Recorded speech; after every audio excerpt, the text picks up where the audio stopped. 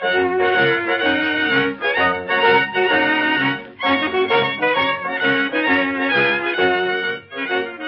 Misadventures of Cy and Elmer.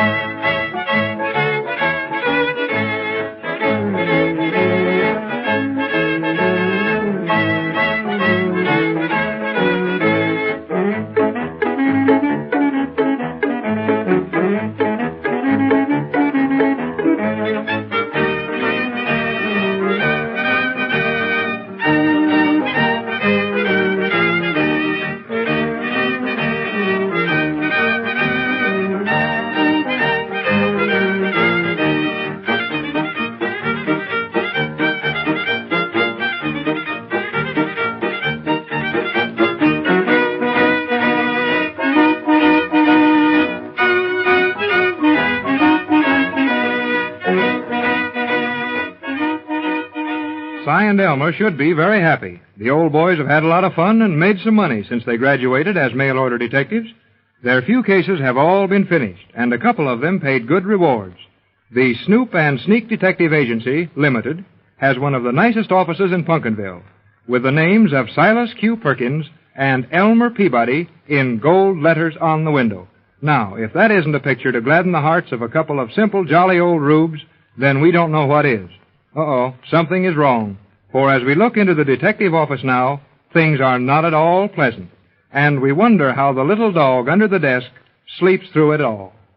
Well, so your fault, Si. You're always doing the wrong thing. No, Elmer, it ain't any more my fault than 'tis yours. Yes, so. You was the one that hid our money in that old can, was you? Yes, Elmer, but you was the one that told me to hide it there. No such a thing, Si. I told you to hide it in a safe place. Yeah, I thought that can was a safe place. Well, it weren't. No telling how long ago the money was stolen, either. We ain't got no chance to ever get it back. Now we got to lose this nice office and no case to work on to get any more money. Oh, shucks. If I only had a good partner, this wouldn't have happened to me. I feel mighty miserable, Elmer. You don't feel no such thing. Now get up out of that chair and come on. Are we just going to leave all this stuff in the office? Certainly we're just going to leave it. Fellow we was buying this furniture from said he'd come and get it, and we didn't have finished paying for it. Yeah, it's too bad to shut up this nice office, Elmer. Yeah, I know it is. With all that money gone, ain't nothing else we can do, is it? Come on, shut up them desk drawers and get that pile of paper in a wastebasket. I'm always shutting and working and doing something. Yes. Oh, dadgum. Elmer, we can keep these here things we cut out of the paper about our detecting cases, can't we? Yes, I reckon we better keep them so we can show folks we did have some sense before you went and give all their money away. Yeah. For hiding it where a chipmunk could have stole it. Yeah, I got the book on how to be a detective. I guess that's all of it. Well, come on then. Come on, Rastus. Come on. Oh, that darn dog's sleeping outside. Come on, get up out there, Rastus. That ain't no kind of a name for a dog anyhow, Elmer. Well, you can't think up no better one, can you? Yeah, I thought up plenty of them. Yeah, but they all got S's in them. And when you make them whistling S's, the dog just goes crazy. Now, looky here, Cy Perkins. You quit making fun of my whistling, you hear me? Maybe my upper plate is kind of loose. Don't always drop out, though, like yours does. And don't blow that darn police whistle at the dog, neither. Why not? He comes when I blow it, don't he? Yeah, that's just it. Comes when anybody blows anything. Yeah. It's going to be a fine howdy-do if we're out detecting sometime with him and he runs away from us every time somebody else blows a whistle. That ain't nothing to worry about. Yes, so. It is not, Yes, Elmer. so. It just shows we got him trained to answer a whistle. Yeah. Now, I'm going to blow the whistle. You just watch him come scooting over here. Yeah. I guess I'm all right. Go on, Rastus. Go on, will you get down? Come on, Si. Come on. We got to get out of here. Well, all right. But it seems like... a busted machine bone, I guess. Well, serves you right. Now, come on, will you?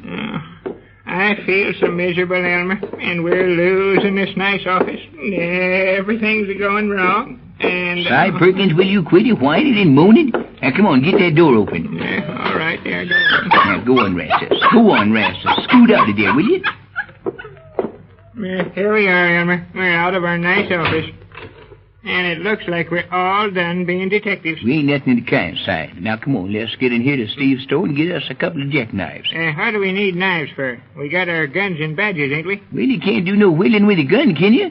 You and me is going to get us a nice piece of nice, soft pine scantling and a seat in the sun and go to whittling. No, but it's awful to go back to our whittling after being regular detectives with the office and all. Oh, don't be crying and moaning round so much. I can't Look here, Si. When we get in the store, don't be telling Steve how dirt miserable you feel, you hear me? I do feel miserable, Elmer, and you know it. Yes, I ought to know it.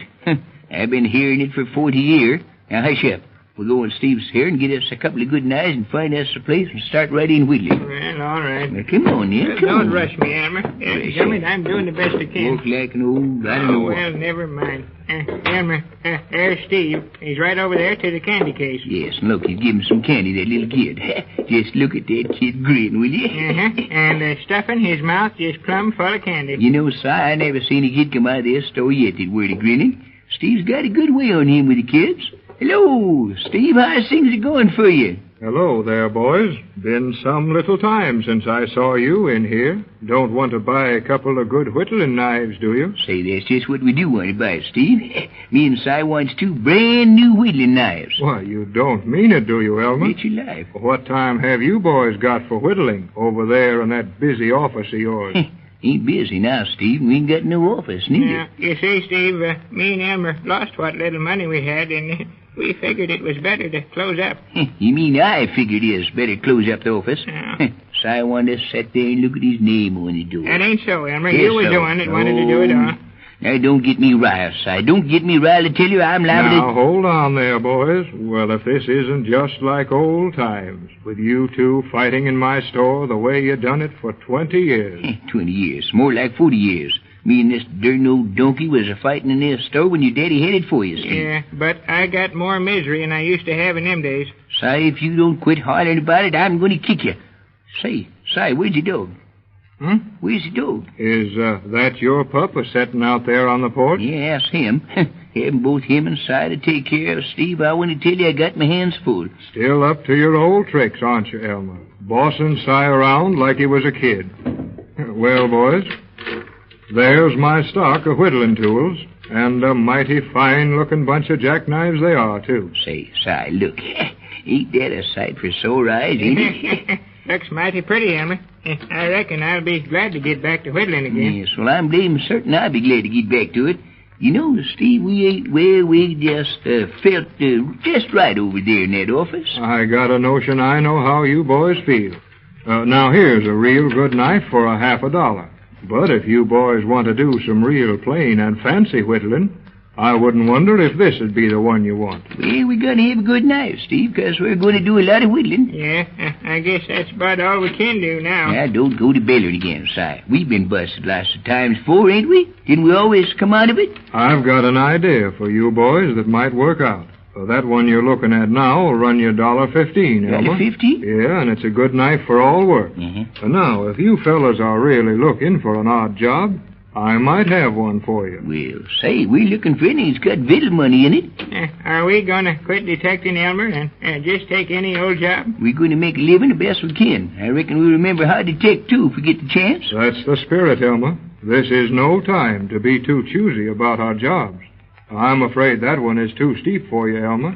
That knife will run you $1.75. Yeah, that's 75, eh? You know, boys, I got the Opera House next door on my hands now, and I got a show coming in tomorrow night. Now, you're getting up into real money, Elmer. That'll set you back just $2. But you'll have a knife that'll last you as long as you want it. Well, that's a knife for me, then. Nothing too good for Elmer. I'll have one of them, too, Steve. Just like that one. Yes, you have one, too. You don't know copycat. You got to have everything I do. I'm sorry, Si, but there's only one like that. Got stung, didn't you, Smarty? Yeah, you always get the best of everything. Certainly get the best. I'm smartest. Here's one for you, Si. A good knife, too, and it'll cost you $1.75. Now, as I was saying, this opera house of mine has a show coming tomorrow night. Do you want me to wrap them knives up for you? No, never mind, Steve. We just stick them in the pocket, I reckon. Now, what was you saying about a show coming? Maybe Steve is going to get us some passes for it. Yes, you're always wanting something for nothing. How can folks make a living if they got to give their work away, Si? Oh, I don't know what you're always talking about, Elmer. Yes, That you gum do all fighting the with time. I never saw anybody like Now, you. just a minute. I think Elmer is right. Now, you boys have got to have something to do, and maybe I can fix up a job for you at the show. Well, say, what kind of show is it, Steve? Me and Si like shows with animals in them, you know. Yeah, or else pretty little gals. You and your pretty gals. I heard about you. Kind of spooky, ain't it, Steve? It's supposed to be. It's called The Ghost in the Picture. And all the newspapers in the big towns call it a mighty good show. That's so. Well, I don't see what me and Si could do in the show, Steve. We couldn't do nothing to help you none, Steve. Say, Steve, I got notion you're just making a job for me and Si, and you don't need us at all. Well, I'll tell you, Elmer. When you was over in your office making more money out of those good detective cases than I could ever pay you, you come right over here and fixed me up with some help, didn't you? And without charging me nothing. Oh, shucks, Steve, that weren't nothing. Yeah, just a little practice for us. Why, certainly, we's glad to do it for you, Steve. Mighty glad to do it. And that's just the way I feel about you now. This show is going to be pretty good. We'll have a big crowd in there.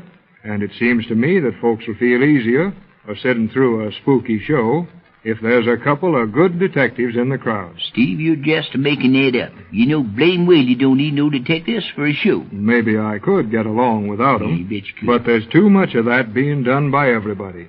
This one and that one is getting along without everything they can. And it hurts all kinds of business. Now, if everybody would get out and spend what they can, we'd all feel better. Well, I reckon that's right, Steve. Yes, sir. We can work for you at the show. Well, we're hired right now. Can we use a little dog to help us? Si, will you quit worrying about Rastus? He's sleeping out there in the sun, not bothering nobody. What can we do at the show? Anyway, Steve? It's one of those mystery spook shows. And I thought it'd be a good idea to have you boys walk up and down the aisles once in a while to see that the ladies don't faint. Mm-hmm. And then you can watch the crowd for pickpockets between the acts. Yes, well, we can do it for you all right, Steve, but say, is the show going to be scary enough for all that? Well, I got all this stuff that was printed in the big city newspapers when the show played back east, and it says the ladies faint plenty when the ghosts are walking around in the air over the audience, and the spooks come right down off the stage and sit in somebody's lap. Well, Santa, spooks sit on their laps, huh? Spooks? On your lap? Yes, just how much good Si's going to be watching them ghosts, Steve. He's fainted dead away. Right plunk into your basket again. No matter what kind of a job Elmer picks out, it always seems to be hard on Si. Your announcer will tell you when you may hear another episode of Si and Elmer over this station.